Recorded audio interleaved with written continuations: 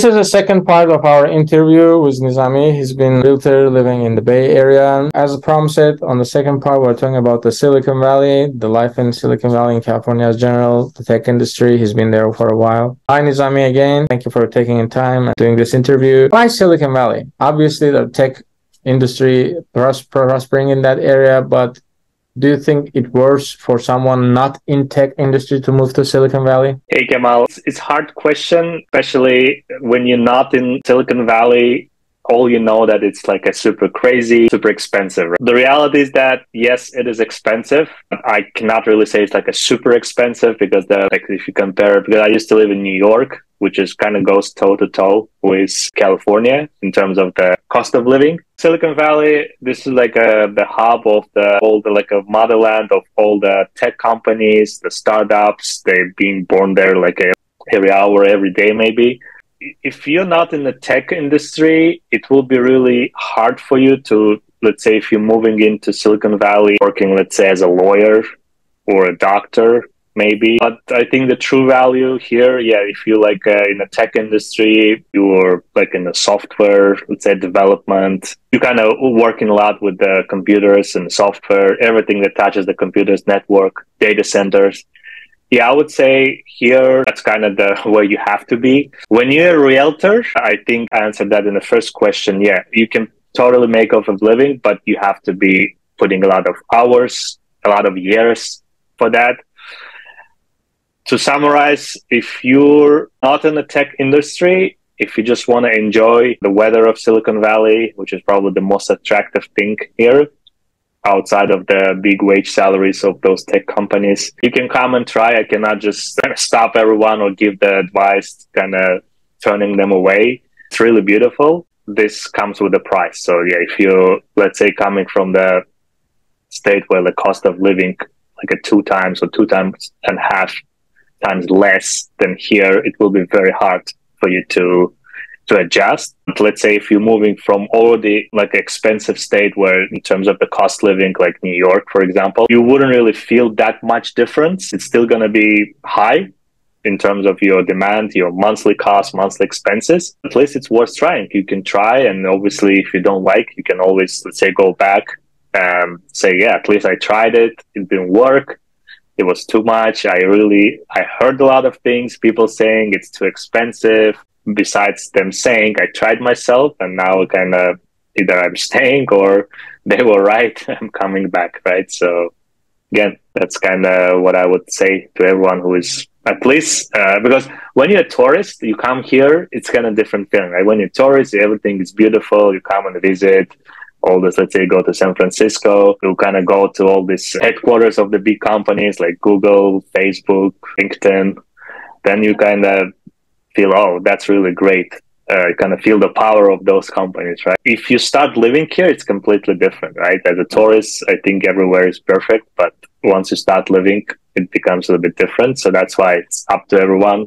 Let them come and try and tell their opinion. So I just expressed mine. Recently, after COVID especially, there was like a huge exodus, especially of the people who work in the tech industry. Do you think that will continue, that trend will go on, or it stopped already? No, I think it's still going. It really depends on the position. If the position initially was remote, I know a lot of people who has remote position and they were just going to the office just to spend time with the colleagues, to chat. Obviously, once the COVID started, everyone moved to be remote, but for the people who were remote initially, nothing really changed, right? If they're moving now just because they cannot really go to the office every day or to that extent that they used to, yeah, for them it's totally fine. Some positions there you cannot really be remote, right? Yeah, maybe they will give you 1 or 2 days work from home, but the other, let's say 3 days, you have to be in the office. Let's say if you're in the front of the customer every day, or you have to be physically there,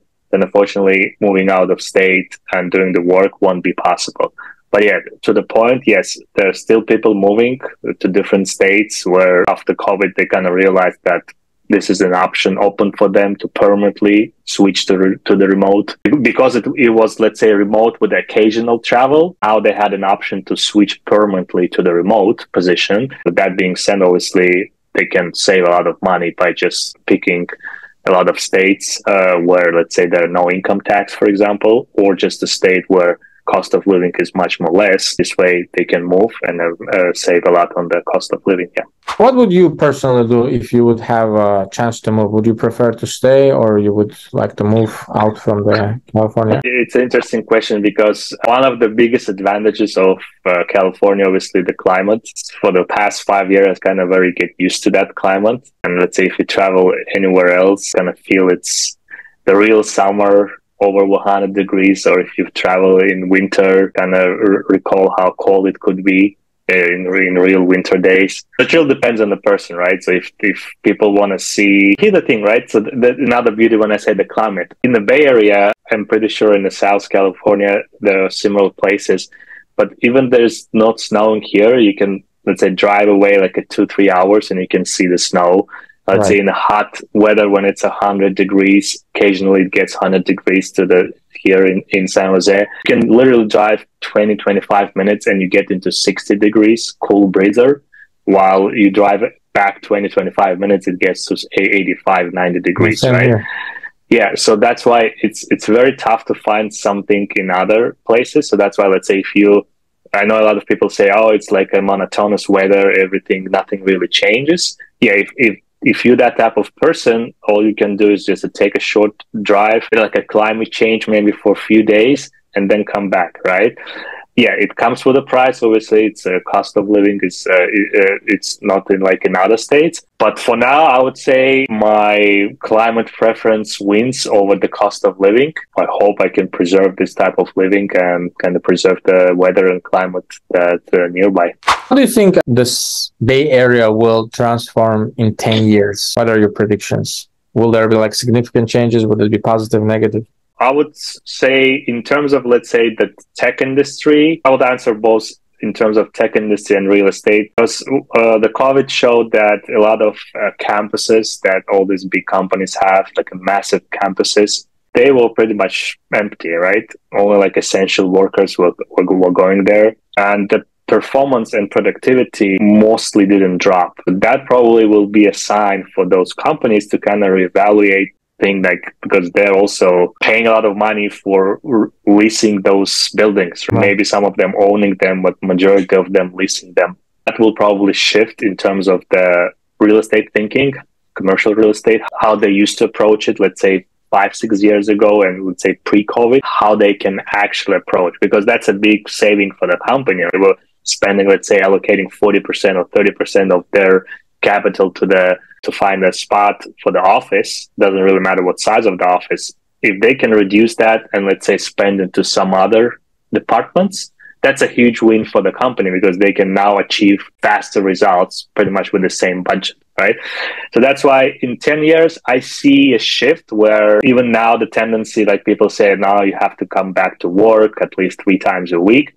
I think there's still the tendency will be more hybrid. The hybrid work style will probably be present in the next 5-10 years. And once it's there, I think the value of the real estate, at least on the commercial side, I don't want to say drop significantly. It will be just like put it this way, different opportunities to kind of reuse that space for some other purposes, right? When it comes to residential real estate, I think now we're a bit in a declining market, but I would say in 5-10 years, this should pick up and we should be on the rising side again. As a person who lived there for a while, what would you say that are main pros and cons of living in the Bay Area? The pros, I think you already mentioned the many of pros. Let's talk about the cons. The cons is, number one, I would say it's not for everyone, because unfortunately, I know a lot of people moving, and the one that I know, a lot of people moving, not just because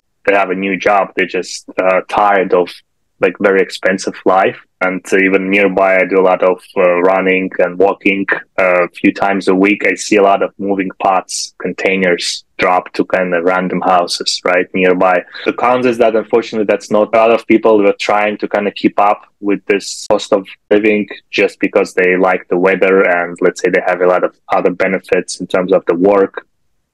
compensation. But now they're probably rethinking, and I think that's the biggest count, that a lot of actually young generation that cannot really keep up, and they just say, okay, why am I still here, right? I can work. And that goes back to your question, if someone, let's say, not in the tech industry, right? Why am I still here? Because they can live somewhere else, right? If they make, let's say, the same amount of money, they can save a lot just because they will be putting much less towards the real estate, right? Because that's the biggest expense. At the end of the day, whether you're renting or owning the house, that's your biggest expense, is your house, right? So that's why if you think that that's kind of preventing you to kind of leave or socialize, that's why a lot of people choosing to leave. And I think that's the biggest cons that I see. Unfortunately, something that no one has a control of it, right? It's just a personality. If someone just say, okay, it's enough for me, we'll just move and start looking somewhere else, then yeah. And some people just decide to stay and find just other opportunities. Main issues personally I face here in Southern California is rising crime rates, homelessness. Do you guys still have the same issues in northern part in the Bay Area? Well, I think crime is all over the place, right? I'm not a believer in the safest, let's say, areas. Yes, there are places where there's the least crime, or there are places where there's more crime. But I don't think there's a place where there's no crime at all, right? I cannot say it's a rising crime. I think it's just like on average. So I don't really have numbers to kind of bring you up just to see the statistics, whether it was falling or rising. But I would say if it was rising, I would have seen that more in the news. Homelessness, yes, it's a major problem, I think, across the whole state. A lot of people just end up being here. They just, I'm not sure. Again, I don't have the numbers, and I know in South California it's also a problem. It's just something that it's there, and I think it's increasing, but I don't think anyone can just affect these numbers. Many people started to move to Florida and New York. I know you've been living in New York and you've been to Florida. How would you compare? Do you think if someone works as in your position in real estate and in tech, do you think it's worth moving to one of those states? That's a good question, right? So that again comes to that. Let's say if your position in the tech is fully remote, and if you're, let's say, 100% sure that, let's say, there won't be any problems to find a new job, because let's say once you relocate, nobody's protected. Like in 6 months down the road, let's say you lose your job, right? What's next, right? So if you can be sure that even being remote in different state, you can, let's say, find some company, let's say in Bay Area, to work for remotely, then yeah, I know a lot of people who actually did this way. They moved to Florida and they save a lot on not paying the income tax, right? When it comes to that being a realtor, yes, if you move to Florida, there's less competition, I would say. Again, I don't have a license in that state, but I kind of feel that we have a really rough competition here, and it's very tough being an agent there. If you just want to have, let's say, remote position in tech and maybe doing like it's a part-time or even like investing in Florida, maybe that's a good thing to do. When it comes to New York, I would say it's completely different thing, because New York is one of the largest property tax states in the country. Maybe not the percentage wise, but the fact that it just keeps increasing every year, along with New Jersey. So that neighborhood I know very well. I've been living there.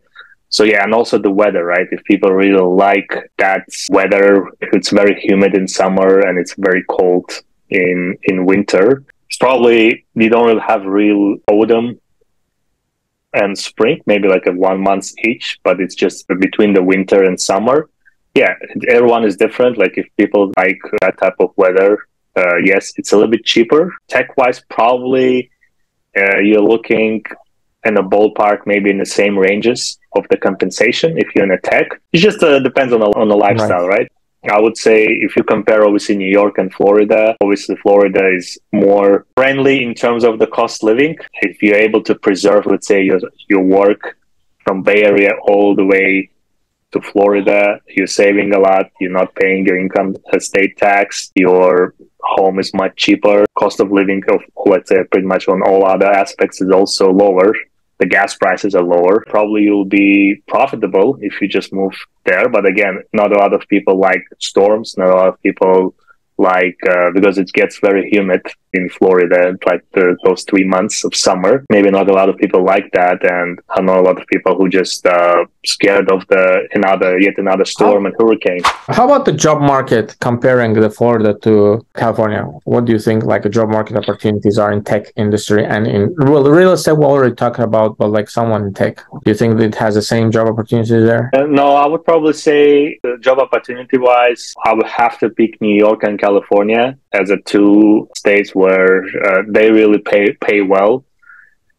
I know Texas is really picking up, but if you just ask me to compare California and Florida, at least I haven't heard that someone is really making really decent compensation just working, let's say, for the local tech company in Florida, right? It's just like not that market, right? So, but again, if you're able to find something remotely, living there, just because, let's say, everything is shifting, right? If you're able to do your job, if you're like let's say, you have a great mindset, you're a great talented person. If you find a job that allows you to do the work, because at the end of the day, what the employer needs, he needs the work to be done in timely manner, make a profit, and move on to, let's say, to the next project and let's say to the next customer. It shouldn't really matter where you reside, whether you live physically there, like at 15 miles away from the office, or all the way on different on different coast of the country. If you're able to do that, if you're able to find this, I think that shouldn't be a problem for those folks who wants to keep the job and move to a different state. But also you have to be cautious that there's no thing like job security, because in 6-12 months, nobody's protected, right? If you lose the job, you should have a contingency plan, how fast you can find job. Let's say if you're applying from Florida every time to Silicon Valley, it's a tough thing, because the moment you start applying, they will see that you're Florida, regardless of your years of experience, right? It will be automatically rejected, because the protocol is only, let's say, for local in-state candidates, right? So that's why you have to be a bit careful to have the contingency plan to carry that, let's say, once if something goes wrong, right, with your main employment. So, all right, Nizami, thank you for sharing this valuable knowledge. Hope to see you. Thank you so much. Thanks for having me. Yeah, thank you. Thanks for having me. It was a pleasure to talk to you. Thank you. Have a nice day.